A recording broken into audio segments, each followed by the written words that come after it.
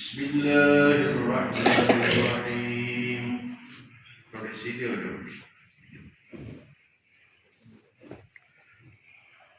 يا أيها النبي إذا طلقتم النساء فطلقوهن لعدتهن وأحصوا العدة واتقوا الله ربكم لا تخرجوهن من بيوتهن ولا يخرجن إلا أن يأتين بفاحشة مبينة وتلك حدود الله ومن يتعد حدود الله فقد ظلم نفسه لا تدري لعل الله يحدث بعد ذلك أمرا.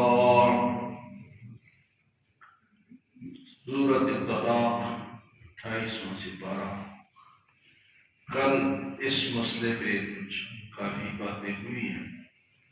طلاق کا مسئلہ جو ہے یہ آسان اتنا ہے کہ منہ سے لفظ نکلا اور واقع ہو گیا، اور مشکل اتنا ہے کہ لوگ اس میں پھنسے رہتے ہیں. بیچارے کئی جو ہے وہ ساری زندگی غلط کاری کر کے زندگی گزارتے ہیں. طلاق نیت سے بھی ہو جاتی ہے. اگر ایک آدمی نیت کرتا ہے نا کہ میں نے بیوی کو طلاق دے دی ہے، زبان سے نہ بھی کہا، تو نیت سے بھی طلاق ہو جاتی ہے. تو بہت نازک بھی ہے اور بہت آسان بھی. ایک لفظ نکالا اور اس سے جو معاہدہ تھا وہ ٹوٹ گیا. اور یہ حق اللہ نے مرد کو دیا، عورت کو بھی دیا. عورت کو خلا کا حق دیا. عورت اگر تنگ ہے اپنے خاوند سے تو اس کو اللہ پاک نے خلا کا حق دیا کہ وہ خلا دو طرح کا ہوتا ہے.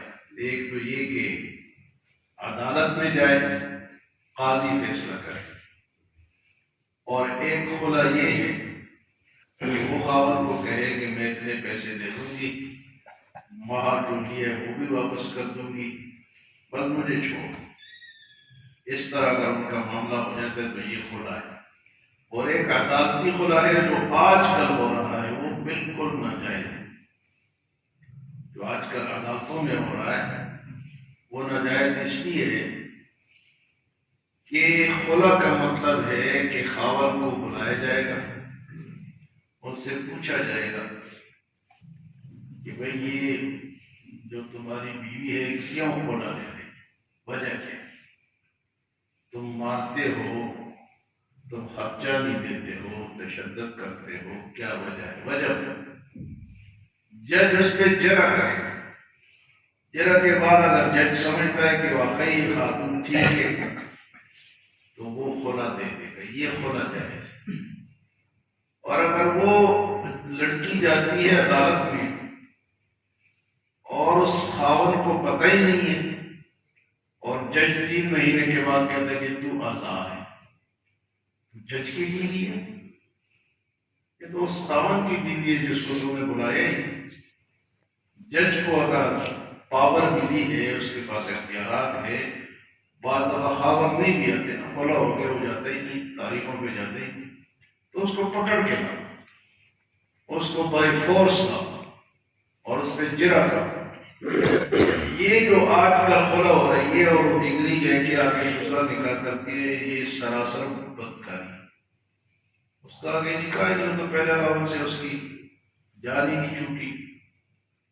آپ دیکھتے ہیں خلا ہر بندے کے ہاتھ میں ہے اور کہتے ہیں یہ ہمارا آگے نکاح کرتا. یہ نکاح نہیں ہوتا. وجہ کیا ہے کہ خلا شرعی طور پر واقع نہیں. جج بلائے، اس پہ جرا کرے، اگر واقعی جج سمجھتا ہے کہ خاتون ٹھیک کہتی ہے تو پھر اس کی جدائی کراتے. وہ خلا ہے. خاوند بیچارہ سرگرہ پہ بیٹھا ہوا ہے، ادھر سے بیوی جو ہے وہ عدالت چلی گئی، 3 مہینے کے بعد وہ خلاصی ہو گئی. خاوند بیچارے کو پتہ ہی نہیں. یا خاوند کراچی میں ہے اور بیوی یہاں عدالت میں چلی گئی خلا لے. یہ بات یاد رکھیں یا اپنے مسلمان بھائیوں کو بتائیں کہ یہ خلا نہیں ہے. خلا تب ہوگی جب خاوند حاضر ہوگا. یا تو پھر عدالت میں اس کو بلائے اور اسے کہے کہ بھئی تم اس کو طلاق دے، یا تو وہ طلاق دے، یا اگر اس کے اندر کمزوری ہے، کمی ہے، تو جج خود فیصلہ کرے۔ اس کو کہتے ہیں خلا۔ اور جو آج کل ہو رہا ہے وہ سراسر ناجائز ہو ہے۔ جج کی بیوی آئی کہ جج جدائی تب کرا سکتا ہے کہ کوئی وجہ ہے، اگر وجہ نہیں ہے تو طلاق۔ اور طلاق کا حق اللہ نے مرد کو دیا ہے، عورت کو نہیں دی۔ اس کی بھی کیا وجہ ہے؟ اس کی وجہ یہ ہے کہ اگر عورت کے ہاتھ میں طلاق کا حق ہوتا، جیسے ہمارے جو فارم ہے نا، فارم جس کو ہم پر کرتے ہیں، اس میں ایک شک ہے کہ آیا خاوند نے طلاق کا حق بیوی کو دے دیا یا نہیں دیا۔ تو ایک جگہ بندے نے کہا کہ لکھو کہ دے دیا، ناجائز ہے، اس کے ہاتھ میں اختیار ہی نہیں۔ وہ کہتے جی آپ لکھو، یعنی طلاق کا حق کس کے پاس ہے؟ مرد کے پاس ہے۔ ان فارموں میں یہ غیر شرعی بات لکھی ہوئی ہے۔ یہ جو کہتے ہیں نا علماء کا سیاست میں یا اسمبلیوں میں کیا کام ہے، یہ جو عالی قوانین یہ بنے تھے نا 1962 میں، میرے خیال ہے یہ بنے تھے، یہ فارم اسٹیٹ بنا، اور یہ غیر شرعی شکیں اس کے اندر منظور ہوئی، جس طرح آج کل منظور ہوئی کیا کہ 18 سال سے کم لڑکا اور لڑکی شادی نہیں کر سکتے، اگر کریں گے تو ان کو گرفتار کریں گے اور ان پہ زنا کرتے ہیں۔ اس حکومت نے ابھی یہ قانون موجود ہے کہ 18 سال سے کم آپ شادی نہیں کر سکتے، گناہ بے شک کریں۔ یہ اس قانون کو کون چیلنج کرتا ہے؟ اسمبلی کے اندر کسی نے کیا؟ چند علماء انہوں نے کیا، ان کی بات کہاں چلتی ہے؟ شریعت کی بات چلتی ہے۔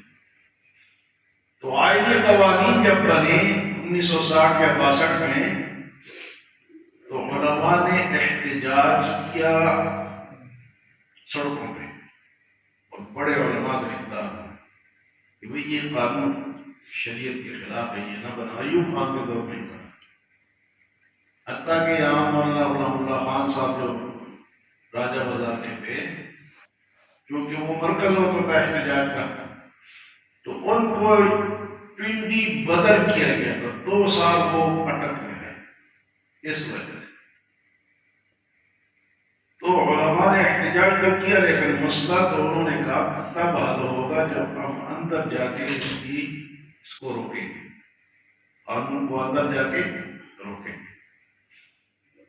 اب جس طرح علماء نے کہا اسمبلی میں، مولانا الرحمان صاحب نے کہا اسمبلی میں ابھی جو 27ویں ترمیم پاس ہوئی ہے کہ ایک آدمی کو تم نے مستثنا کر دیا، وہ گناہگار ہو نہیں سکتا، چیف اور صدر وہ جو مرضی کرے ان کو عدالت نہیں بنا سکتی۔ یہ قانون ابھی منظور ہو چکا ہے، چیف آف آرمی اسٹاف اور صدر۔ تو اسلام تو کہتا ہے کہ تم پوچھ سکتے ہو، ہر ایک سے پوچھ سکتے ہو یہ تم نے یہ کام، یہ پیسے کہاں سے لائے ہو، یا یہ غلط کام کیوں کیا۔ یہ قانون بھی بن گیا ہے، لیکن علماء بولے، کوئی اور بندہ نہیں بولے۔ تو میں بات یہ کر رہا تھا کہ وہ شک سے بات آگے چلی گئی کہ شک لکھی ہوئی ہے کہ آیا خاوند نے بیوی کو طلاق کا حق دے دیا یا نہیں دیا۔ تو ہم تو لکھتے تھے کہ نہیں دیا، لیکن ایسے بھی سر کھڑے ہوتے کہتے لکھو کہ دے دیا۔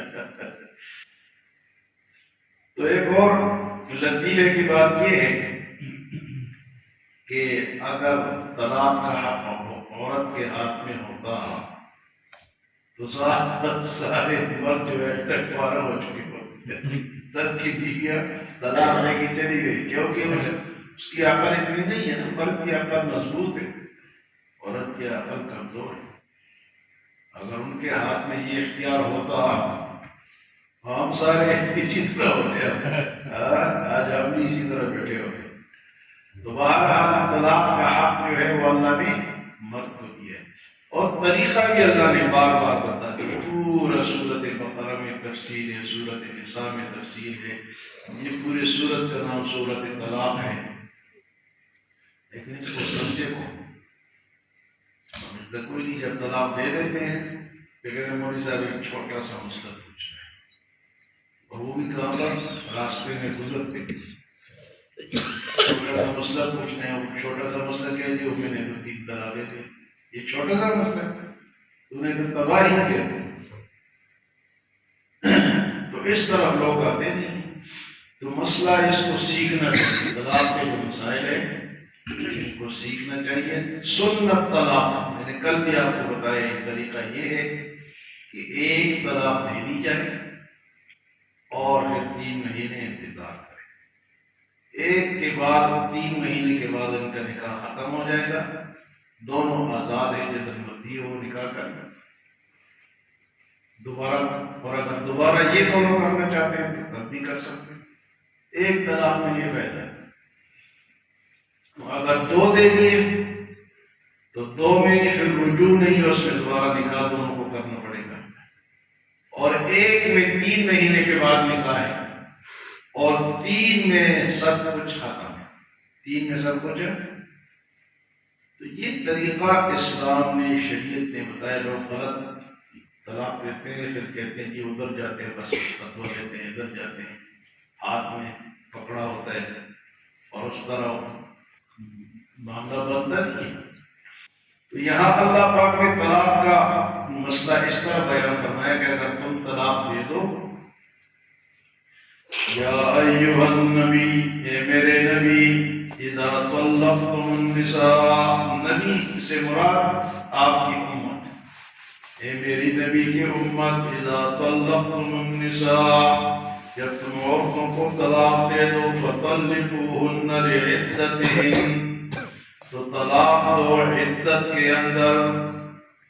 عدت سے مراد ہے کہ وہ پاک ہو جائے اپنی بیماری سے، پھر ہم مستری نہ کرو۔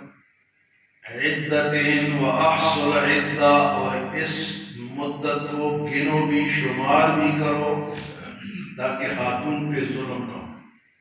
اس کا یہ جو دوران ہے، عدت کا دوران ہے، لمبا نہ ہو، اس کو گنتے رہو۔ احصوا العدہ واتقوا اللہ ربکم، اور اپنے رب سے ڈرتے رہو۔ اس کے بعد طلاق دیں، لا تخرجوہن من بیوتہن، ان عورتوں کو اپنے گھروں سے نہ نکالو، وہ جو عدت ہے وہ خاوند کے گھر میں گزارے۔ لا تخرجوہن من بیوتہن ولا یخرجن الا ان یأتین، اور وہ خود بھی نہ نکلے، خاوند بھی اس کو زبردستی نہ نکالے۔ یہ 3 مہینے کا پیریڈ کہاں گزارے؟ خاوند کے گھر میں، خاوند بھی نہ نکالے اور خاتون خود بھی اس گھر سے دوسری جگہ نہ جائے۔ لا یخرجن، وہ بھی نہ نکلے، الا ان یأتین بفاحشۃ مبینہ، اس صورت میں اس کو نکالا جا سکتا ہے کہ وہ کوئی غلط حرکت کرے، غلط کاری کرے، یا بد زبانی کرے، یا لڑائی کرے، بچنے کی کوشش ہی نہ کرے، تو عدت کے دوران اس کو نکال سکتے ہو، ادروائز اس کو گھر سے نہیں نکالنا۔ 3 مہینے وہ کہاں گزارے گی؟ خاوند کے گھر میں۔ آج کل تو ہم کہتے ہیں یہ پکڑو اور یہ جاؤ، تو یہ غلط ہے۔ 3 مہینے اس کا حق ہے اس کے خاوند کے گھر میں رہنے کا۔ فرمایا لا تخرجوہن من بیوتہن، اس کو گھروں سے نہ نکالو، ولا یخرجن، اور وہ خود بھی نہ نکلے، الا ان یأتین بفاحشۃ مبینہ، یہاں تک کہ وہ کوئی برا فعل کرے، کوئی چوری کرے، کوئی غلط کاری کرے، کوئی بد زبانی کرے، لڑائی جھگڑا کرے، پھر نکال سکتے۔ فرمایا وَتِلْكَ حُدُودُ اللَّهِ، یہ ہے اللہ کی حدیں۔ ایک تو نا گورنمنٹ کی حد، یہ کرو گے تو گرفتار ہو جائے گے، تھانے والے آ جائیں گے، یہ اللہ کی حد ہے، یہ حدود اللہ ہے۔ تو اللہ کے حد سے نہیں نکلنا چاہیے، قانون کے حد سے اگر نکل بھی گئے پہلے تو نکلنا نہیں چاہیے، لیکن وہ دنیاوی قانون ہے، یہ آخرت کا قانون۔ تِلْكَ حُدُودُ اللَّهِ، اس طرح اس طریقے پہ یہ یہ طلاق کے معاملات کرو، یہ حل ہے۔ وَمَن يَتَعَدَّ حُدُودَ اللَّهِ فَقَدْ ظَلَمَ نَفْسَهُ، اور جس نے حدود کی خلاف ورزی کی، تعدی کی، ظلم کیا، اس نے کسی اور پہ ظلم نہیں کیا، اپنے آپ پہ ظلم کیا، اللہ کی بات نہیں مانی، اللہ کے رسول کی بات نہیں مانی، ظلم کس پہ کیا؟ اپنے آپ پہ۔ فقط ظلم نفسہ۔ اچھا، اللہ پاک جو ہے قانون بیان فرماتا ہے، پھر فرماتا ہے کہ اللہ سے ڈرو، یہ اللہ کا حق ہے۔ یہ نہیں کہا کہ پولیس آئے گی تمہیں پکڑے، میں خود پکڑوں گا، لیکن ایک جگہ وہ دوسری جگہ۔ اللہ پولیس نہیں بنا دی کہ یہ فورس بناؤ، یہ بناؤ، یہ بناؤ، فورس بنا کے پکڑے گی، نہیں، میں خود پکڑوں گا، لیکن اس کی ایک جگہ ہے پکڑنے۔ تو اللہ قانون بیان کرنے کے بعد فرماتا ہے کہ بھائی مجھ سے ڈرتے رہو، میرے ہاتھ کو توڑو گے، میرے قانون کو توڑو گے، پکڑنے کی جگہ میرے پاس ہے۔ تو دیکھو بغیر پولیس کی بندہ وہ کام نہیں کرتا۔ دنیا کی کتنی پولیس ہے، پھر بھی لوگ کرتے ہیں، لیکن اللہ فرماتا ہے کہ بغیر پولیس سے ڈر جاؤ، کوئی فورس نہیں ہے، کوئی پکڑنے والا نہیں ہے، میں خود پکڑوں گا۔ اس لیے اللہ پاک جب حق بیان فرماتے ہیں پھر ڈراتے ہیں کہ مجھ سے ڈرو۔